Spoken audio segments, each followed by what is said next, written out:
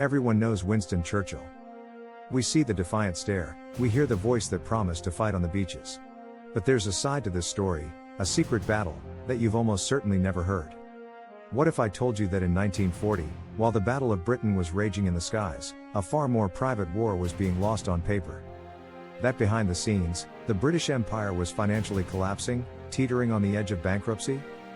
This is the story of how Churchill pulled off his most audacious victory, not with an army, but with a financial strategy that would change the course of history.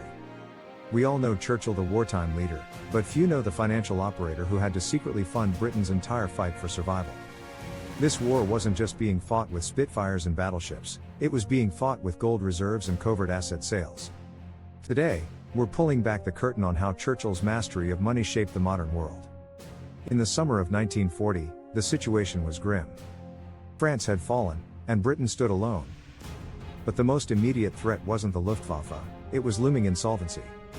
Britain had been paying for American war materials under a cash and carry policy, and the country was rapidly running out of cash.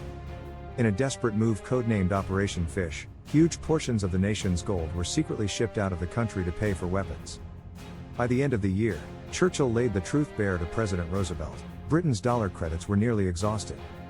The country was, for all intents and purposes, broke. To understand the man who would tackle this, you have to understand his own messy relationship with money. Churchill lived much of his life in a state of perpetual debt, with a notorious taste for fine cigars and expensive champagne. For most of his life, he was a writer, churning out articles and books just to pay off his creditors. When he became Prime Minister in 1940, he himself had overdrawn bank accounts and overdue taxes. He knew that when the cash runs out, you have to change the rules of the game. Facing national bankruptcy, Churchill launched a massive, secret liquidation of Britain's overseas assets. The nation was forced to sell off railways, factories, and stocks that had been built up over centuries. It was the fire sale of an empire. But the real masterstroke was the creation of the Lend-Lease Act.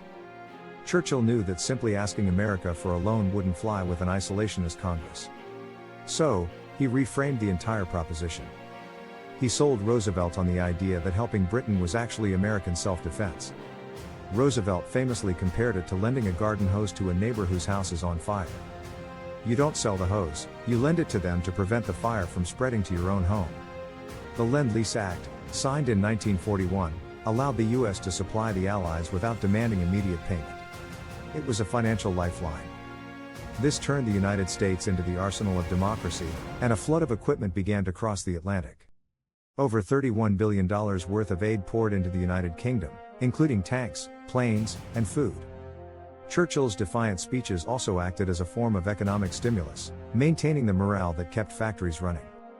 By the time the war ended, Britain was victorious but financially shattered, with a national debt of over 230% of GDP. Churchill's strategy teaches us three key lessons for building wealth and power today. First, financial discipline is the foundation of resilience. Second, when you can't win on existing terms, you must reframe the deal to your advantage. And finally, leadership is a powerful economic tool that drives productivity and creates value. Churchill understood that wars are won not just with courage, but with credit, not just with soldiers, but with supply chains.